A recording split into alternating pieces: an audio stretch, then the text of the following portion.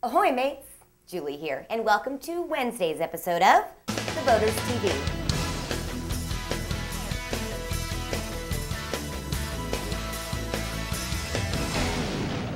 First up today, let's see what's making a splash in nautical news.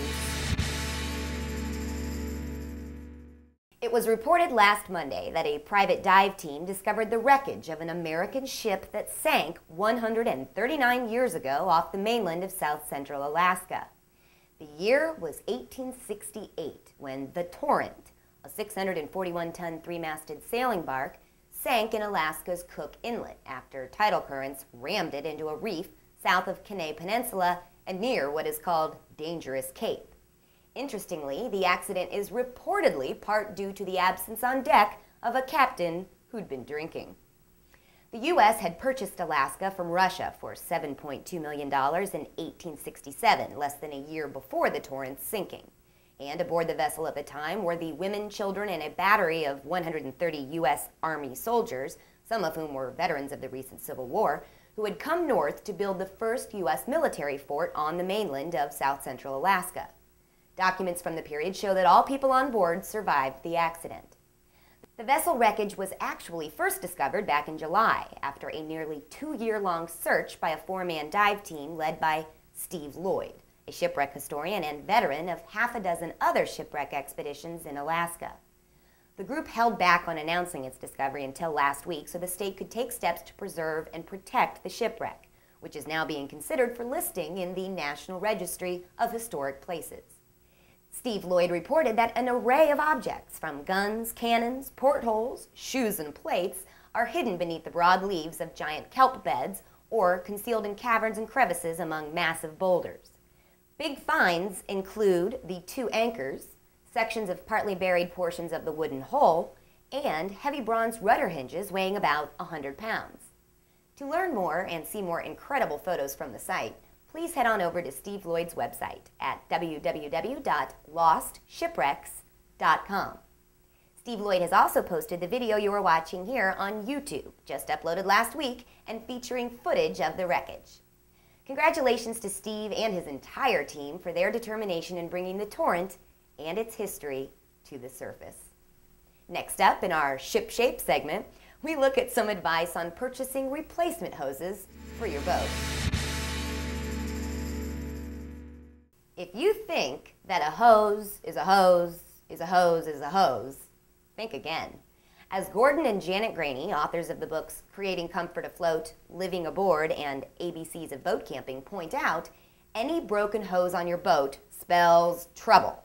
So it's important to replace hoses before they fail. And stains, cracks, distortion, or a soft or gummy feel are tip-offs that it's time to depose a hose. When it comes to buying the right replacement hose in the right size and installing it to marine standards, here are some specs that the Graneys suggest you look for. First, there's the temperature rating. Your engine temperature usually reads around 180 degrees, so a hose rated for 200 degrees should be plenty, right? Wrong. When you shut down, residual manifold heat could bring exhaust hose temperatures to 400 degrees or more. So you should buy the best high-temperature hose in marine, not automotive, quality. Next up, how about the pressure rating? If you have any pressure lines needing replacement, buy a hose that meets or exceeds the system's pressure limits. And when it comes to the suction rating, if you put a poor quality hose on the line that carries engine cooling water and it's damaged by oil, it can soften, suck in on itself, and shut off flow. The Graneys suggest we use top quality marine hoses for fuel suction lines and for bilge pump feed lines. As far as compatibility goes, many older gasoline lines aren't suitable for new fuels. It is recommended that you talk to a savvy salesperson about what liquids a hose can and cannot handle.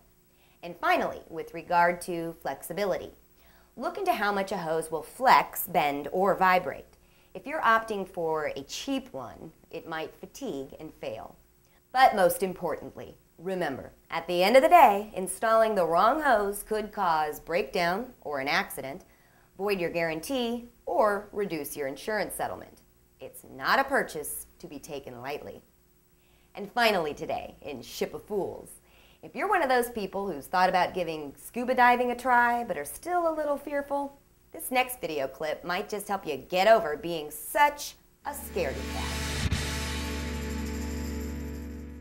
Okay, we just had to show you this crazy video that I came across on YouTube of Hawkeye, the scuba diving cat.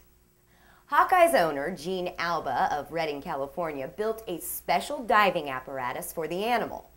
Yeah, and forget what they say about felines and their fear of water. According to Alba, this wacky cat actually enjoys it and relaxes while staying underwater for up to an hour straight.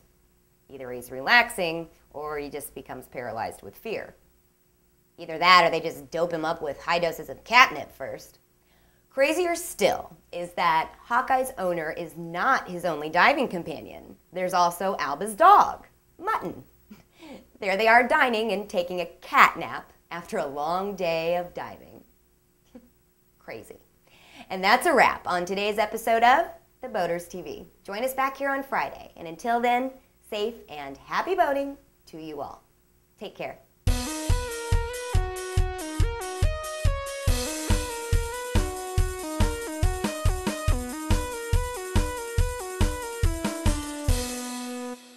This episode of The Boaters TV has been brought to you by the word vector, a line drawn to indicate both the direction and magnitude of a force, such as leeway or a current. What's your vector, Victor?